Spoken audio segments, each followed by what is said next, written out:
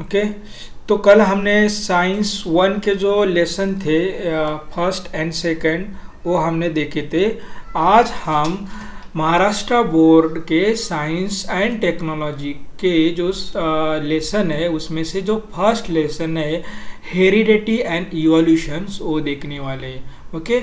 इस लेसन में जो पॉइंट्स है वो पॉइंट्स है heredity and heredity changes, transcription, translation, translocation, evolution, evidence of evolution, Darwin's theory of natural selection, Lamarckism, speciation and human evolution. ये point हम discuss करने वाले हैं। ओके। तो हेरिडिटी एंड हेरिडिटी चेंजेस। अभी हेरिडिटी क्या है ये समझने से पहले हमें कुछ कॉन्सेप्ट आना चाहिए। कॉन्सेप्ट वो कौन से कॉन्सेप्ट है? Cells, what is the cells, what is the tissue, okay, what is the organ, what is the body.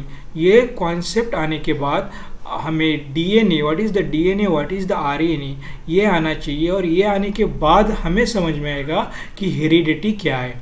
Okay. सो हम क्विकली इंट्रो करते हैं कि ये जो कॉन्सेप्ट है हेरिडिटी के। ओके।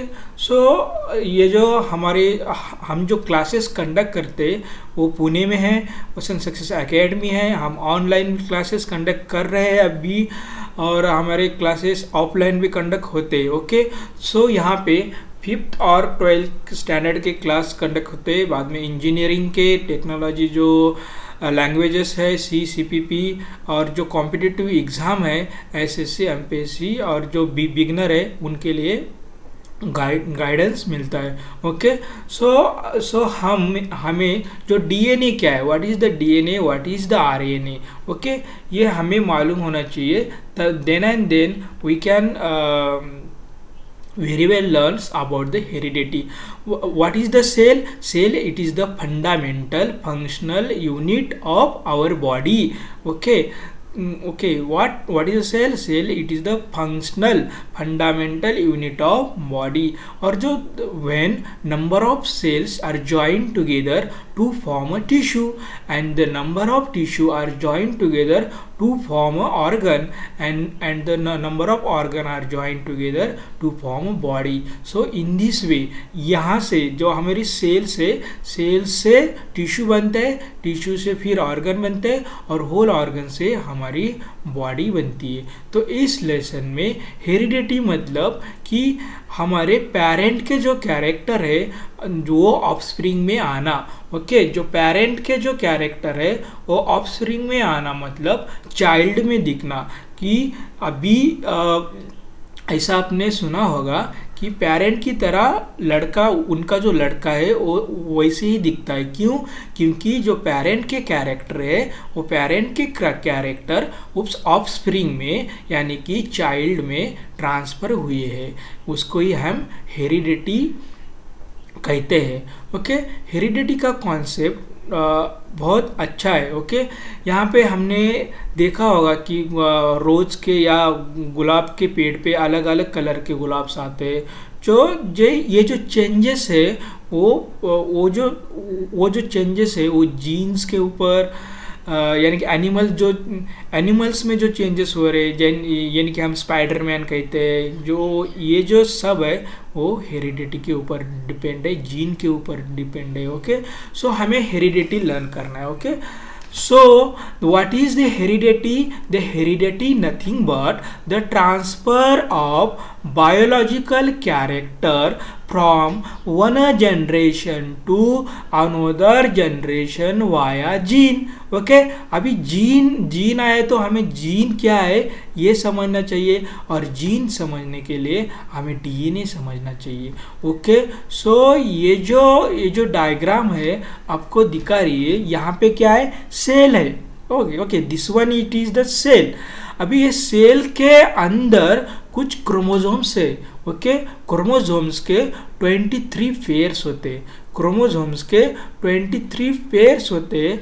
23 पेयर्स मतलब, और उस क्रोमोसोम्स में जो डीएनए का जो स्ट्रक्चर है उसको हेलिकल स्ट्रक्चर कहते हैं, डबल हेलिकल स्ट्रक्चर, क्योंकि यहाँ पे टू स्टैंड है। ओके, यहाँ पे डिटेल में आप देख सकते हैं डीएनए का स्ट्रक्चर। ये हेलिकल स्ट्रक्चर है, ओके, उसमें एडेनाइन, थायमाइन, गायनाइन, साइटोसाइन, ये जो मॉलिक्यूल्स या न्यूक्लियोटाइड आप कह सकते हैं, ये इसके ऊपर है। ओके, ये डीएनए क्या काम करता है, इसमें क्या है, हमारी बॉडी का डेवलपमेंट होने के लिए और ग्रोथ होने के लिए हमें प्रोटीन सिंथेसाइज होना बहुत ज़रूरी है। तो इसके लिए हमें ये जीन, आरएनए, डीएनए जो है वो लर्न करना पड़ता है। ओके, तो यहाँ पे what is the heredity? The heredity nothing but the transfer of the biological character from one generation to another generation via genes. यहाँ पे सब दिया है कि साइंटिस्ट ने अलग अलग एक्सपेरिमेंट करके उन्होंने कुछ इंजीनियरिंग, यानी कि यहाँ पे देखिए डीएनए टेक्नोलॉजिकल जो इंजीनियरिंग है, उसको जेनेटिक इंजीनियरिंग कहते हैं, अलग अलग चेंजेस उसमें दिखाई दे, सडन चेंजेस कुछ दिखाई दिए, उसे हम म्यूटेशंस कहते हैं।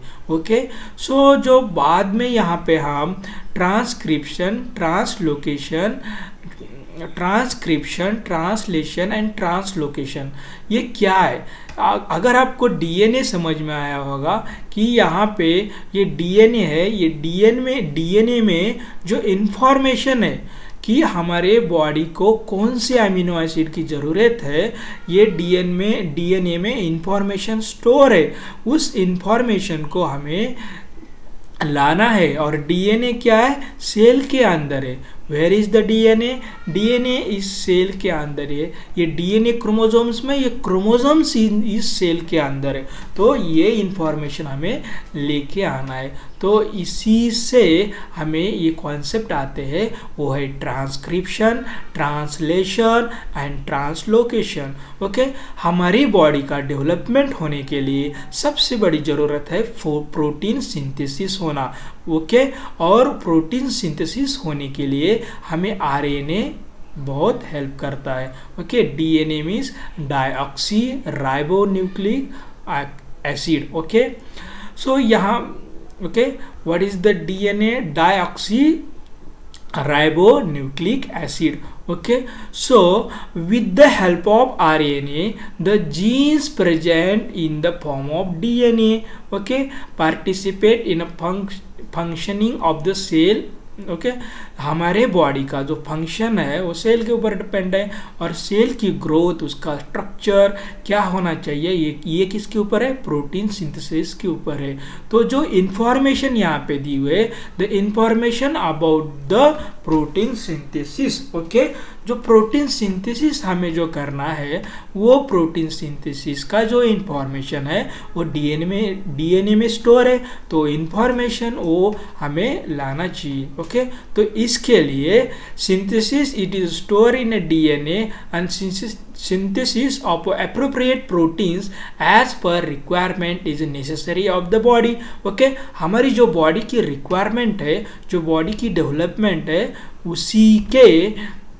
उसी को ध्यान में रखते हुए ये इंफॉर्मेशन हमें चाहिए। ओके, सो यहाँ पे देखो, these proteins are synthesized by DNA through the RNA. This is called as central dogma. ये जो concept है एग्जाम में they will lot of time ask the questions on what is the center dogma. So you must be learn this. Okay, what is the center dogma? The center dogma nothing but these proteins are synthesized by DNA through the RNA. जो proteins का synthesise हो रहा है वो RNA के through हो रहा है। So this is called as central dogma. और जो इंफॉर्मेशन लाने की है हमें, वो mRNA means messenger RNA. Okay, mRNA is produced as per the sequence of nucleotide on a DNA. Okay, अभी mRNA जो है, जो DNA की इंफॉर्मेशन है, वो इंफॉर्मेशन लाने के लिए वो अपना सीक्वेंस प्रोड्यूस करता है। Only one of the two strand of DNA use in this process. The sequence of nucleotide in mRNA giving the produce always complementary of DNA। मतलब जो mRNA के ऊपर जो सीक्वेंस क्रिएट होने वाला है, वो mRNA के ऊपर जो सीक्वेंस क्रिएट होने वाला है वो exactly opposite of the DNA होता है, क्योंकि वो हमें लेके जाना है यहाँ से। ओके, अगर सीक्वेंस सेम रहा तो हम उसे ले नहीं जा सकते। ओके, सो यहाँ पे देखो इसलिए क्या दिया है, the sequence of nucleotide in mRNA giving produce is always complementary to the DNA strand used for synthesis. Beside, it is a very important slide. There is the uracil in RNA instead of thymine of DNA. This is process of RNA synthesis and is called as transcription. मतलब what कि जो uracil है RNA में, जो instead वो thiamine DNA में है। Okay, सो जो ये ट्रांसक्रिप्शन प्रोसेस है, एक्चुअली क्या है कि हम मैसेज ट्रांसफर करते हैं, हमारा मैसेज हमने किया, कभी कभी हम मैसेज को कोडेड कर देते हैं। ओके, कि हमें सेंडर जो है और जो रिसीवर है उन दोनों की वो मैसेज समझ में आए। ऐसे सेम है हियर आल्सो, जो मैसेज को कोडेड किए जाता है, मतलब ट्रांसक्रिप्शंस किए जाते हैं, वो मैसेज को जो इंफॉर्मेशन है उस इंफॉर्मेशन को लाने के लिए। ओके, तो यहाँ पे देखो अभी mRNA कौन सा RNA, messenger RNA, it is the mRNA। Okay, यहाँ पे दिखाया गया है कि इसके ऊपर अमीनो एसिड है, यहाँ पे tRNA मतलब transfer RNA. Okay, mRNA। Okay, so यहाँ पे देखो अभी ये मैसेज देना है। Okay, it is bring the coded message. Message कैसे कोडेड है, अभी एग्जांपल मैंने दिया। It is coded message from DNA. The message contain the codes of amino acid, मतलब कौन सा एमिनो एसिड क्रिएशन करना है। ओके, तो so the code for each amino acid consist of 3 nucleotides. Each and every amino acid में जो 3 nucleotides है, so it is called as triplet codon. तो उसे हम क्या कहते हैं, ट्रिपलेट कोडॉन कहते हैं। जो साइंटिस्ट थे, जो इंडियन साइंटिस्ट थे, वो इंडियन साइंटिस्ट कौन थे, doctor Hargobind Khorana. As a scientist of Indian origin has made of important contribution और डिस्कवरी ऑफ ट्रिपलेट कोडॉन। उन्होंने बताया कि कोडॉन्स क्या होते हैं, और उन्होंने बता के ऐसे जो 20 अमीनो एसिड थे उन्होंने उसके जो ट्रिपलेट कोडॉन थे उनका इंफॉर्मेशन दिया। इसी के कारण उनको नोबेल प्राइज मिला। ओके, सो ये जो है यहाँ पे mRNA जो है वो मैसेंजर आरएनए है, is made from the thousands of the triplet codon. ऐसे जो ट्रिपलेट कोडॉन है, टी यहाँ पे आप देख सकते हो, टी ये सब क्या है, यहाँ पे उसका डिटेल में दिया हुआ है कि ये मतलब एडेनाइन, टी मतलब थायमीन, जी मतलब गोनाइन एंड साइटोसाइन, ये जो है। ओके, यहाँ पे देखो कि द एमिनो, यहाँ पे जो अभी ये तो जो इंफॉर्मेशन हम ला रहे हैं, as per the message of mRNA amino acid are supplied by the tRNA। अभी ये जो इंफॉर्मेशन वो ट्रांसफर करना है, तो ट्रांसफर करना है इसलिए हमें ये tRNA लगता है। ये आरएनए के टाइप है। For this purpose the tRNA has anticodon. अभी mRNA का कॉम्प्लीमेंट्री कौन, डीआरएनए का कॉम्प्लीमेंट्री mRNA था और mRNA का कॉम्प्लीमेंट्री tRNA। क्यों, क्योंकि वो इंफॉर्मेशन अभी बाहर लाना है। Okay, tRNA has anticodon having the complementary sequence to the codon of किसके, mRNA के। तो this is called translation. Okay, transcription, translation. The amino acid brought in a RNA are bounded together to peptide। जो bonds होते हैं वो peptide bond है। Okay, so यहाँ पे और एक कॉन्सेप्ट है वो पूछा जाता है, mutation. Mutation nothing but sudden change. जो ये प्रोसेस हो रहा है इंफॉर्मेशन ट्रांसफर का, तो एक का एक इसमें चेंजेस आ जाना। यहाँ पे देखो ये थायमिन है, ये जो मॉलिक्यूल्स या न्यूक्लियोटाइड कहते हैं, ये जो है यहाँ पे देखो कि यहाँ चेंज हो गया, रिप्लेसमेंट हो गया कि ये आने की जगह जी आ गया। ओके, तो ये जो म्यूटेशन नथिंग बट व्हाट क्या है, सडन चेंजेस जो होता है। जैसे हम स्पाइडरमैन थे, स्पाइडरमैन में जीन चेंज होने के कारण जो उसको जो पावर्स आया था। ओके, तो यहाँ पे देखिए living organism can produce new individual like themselves due to the gene. हमें ये तो पता है कि जीन होने के कारण ही हम उसका क्लोन बना सकते, कि एक्चुअली व्हाट कि जो पेरेंट जैसे दिखता है वैसा ही हमारा ऑफस्प्रिंग दिखे। Okay, only and some of those genes are transfer to the next generation with any changes. अब यहाँ पे देखो, यहाँ पे दिया है कि सम टाइम, अभी ये तो जा रही इंफॉर्मेशन, बॉडी क्रिएशन हो रहा है, बॉडी का डेवलपमेंट हो रहा है, प्रोटीन सिंथेसिस हो रहा है, तो all information is happening, but here what the sometime sudden changes occurs दो जीन्स। जीन में एक चेंज हो जाता है। जीन में चेंज होने के कारण वो जो ऑर्गन है या